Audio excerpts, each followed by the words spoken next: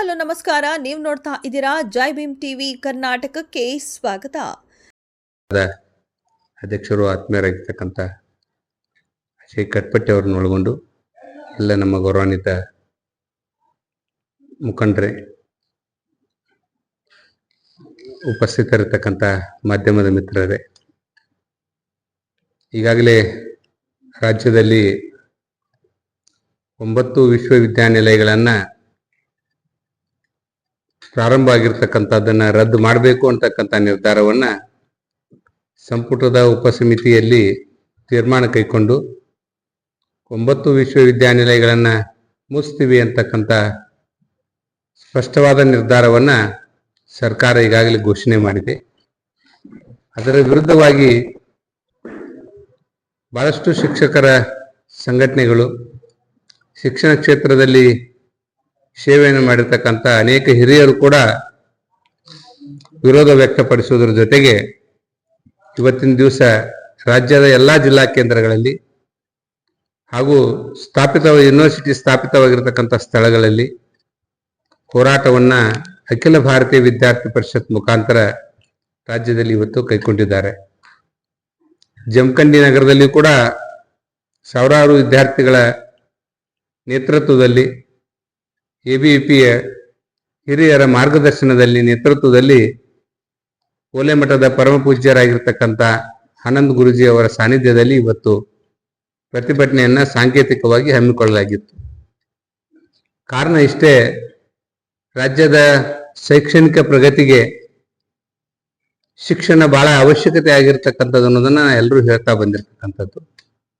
ಶಿಕ್ಷಣ ಕ್ಷೇತ್ರ ಸುಧಾರಣೆ ಆಗಬೇಕು ಅಂತಂದ್ರೆ ಶಿಕ್ಷಣ ಸಂಸ್ಥೆಗಳು ಬರಬೇಕು, ವಿಶ್ವವಿದ್ಯಾನಿಲಯಗಳು ಬರಬೇಕು, ಪ್ರಾಧ್ಯಾಪಕರು, ಶಿಕ್ಷಕರು, ಅವ್ರಿಗೆ ಬೇಕಾಗಿರ್ತಕ್ಕಂಥ ಇನ್ಫ್ರಾಸ್ಟ್ರಕ್ಚರು, ಅಲ್ಲಿ ಬೇಕಾಗಿರ್ತಕ್ಕಂಥ ಎಲ್ಲ ವ್ಯವಸ್ಥೆಗಳನ್ನು ಕೊಟ್ಟಾಗ ಮಾತ್ರ ವಿದ್ಯಾರ್ಥಿಗಳಿಗೆ ಉತ್ತಮವಾಗಿರ್ತಕ್ಕಂಥ ಗುಣಮಟ್ಟದ ಶಿಕ್ಷಣವನ್ನು ನೀಡಲಿಕ್ಕೆ ಇವತ್ತು ಸಾಧ್ಯ ಆಗ್ತಾ ಇದೆ.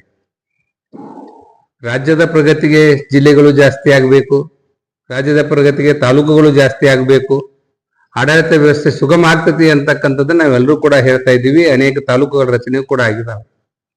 ಹಾಗೆ ವಿಶ್ವವಿದ್ಯಾನಿಲಯಗಳ ಸಂಖ್ಯೆಗಳು ಹೆಚ್ಚಾಗಬೇಕು, ವಿಶ್ವವಿದ್ಯಾನಿಲಯಗಳು ಬರಬೇಕು, ವಿಶ್ವವಿದ್ಯಾನಿಲಯಕ್ಕೆ ಬೇಕಾಗಿರ್ತಕ್ಕಂಥ ಎಲ್ಲ ವ್ಯವಸ್ಥೆಯನ್ನ ಕಲ್ಪಿಸಿಕೊಡ್ಬೇಕು, ಶಿಕ್ಷಣ ಎಲ್ಲರಿಗೂ ಕೂಡ ಸಿಗುವಂತ ಆಗ್ಬೇಕು ಅಂತಕ್ಕಂಥ ಹಿನ್ನೆಲೆಯಲ್ಲಿ 2022ರಲ್ಲಿ ಅವತ್ತಿನ ಉನ್ನತ ಶಿಕ್ಷಣ ಸಚಿವರಾಗಿರ್ತಕ್ಕಂಥ ಡಾಕ್ಟರ್ ಅಶ್ವಥ್ ನಾರಾಯಣರವರ ನೇತೃತ್ವದಲ್ಲಿ ರಾಜ್ಯದಲ್ಲಿ ಎಲ್ಲೆಲ್ಲಿ ಶಿಕ್ಷಣ ಸಂಸ್ಥೆಗಳ ಅವಶ್ಯಕತೆ ಇದೆ ಅಂತಕ್ಕಂಥದನ್ನ ತಜ್ಞರ ಸರ್ವೆಯನ್ನ ಮಾಡಿ, ತಜ್ಞರ ವರದಿಯನ್ನು ತೆಗೆದುಕೊಂಡು ಸುದೀರ್ಘವಾಗಿ 2 ಮನೆಯಲ್ಲಿ ಚರ್ಚೆಯಾಗಿ, ವಿಶೇಷವಾಗಿ ವಿಧಾನ ಪರಿಷತ್ತಿನಲ್ಲಿ 8 ಗಂಟೆಗಳ ಕಾಲ ಈ ವಿಶ್ವವಿದ್ಯಾನಿಲಯಗಳ ಸ್ಥಾಪನೆ ಕುರಿತು ಕೂಡ ಚರ್ಚೆ ಆಗಿರ್ತಕ್ಕಂಥದ್ದು. ಅನೇಕ ವಿಧಾನ ಪರಿಷತ್ತಿನ ಸದಸ್ಯರು ಮಾತನಾಡಿರ್ತಕ್ಕಂಥದ್ದು.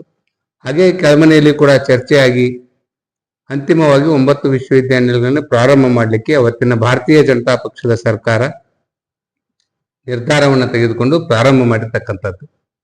ಬಹಳಷ್ಟು ವಿದ್ಯಾರ್ಥಿಗಳಿಗೆ ಇದರಿಂದ ಅನುಕೂಲ ಆಗಿದೆ.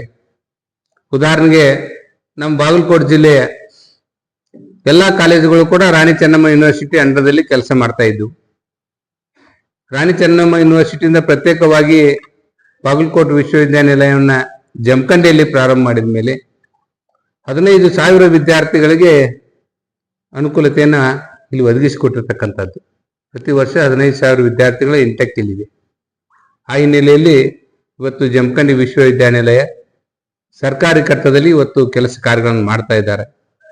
15 ಜನ ಪ್ರೊಫೆಸರ್ಸು, ತಜ್ಞರಾಗಿರ್ತಕ್ಕಂಥ ವೈಸ್ ಚಾನ್ಸಲರ್ ನೇತೃತ್ವದಲ್ಲಿ ಬಹಳ ಸುಗಮವಾಗಿ ಶಿಕ್ಷಣವನ್ನು ಒದಗಿಸ್ತಕ್ಕಂಥ ಒಂದು ಪ್ರಾಮಾಣಿಕ ಪ್ರಯತ್ನ ಜಮಖಂಡಿ ನಗರದಲ್ಲಿ ಇವತ್ತು ನಡೀತಾ ಇದೆ.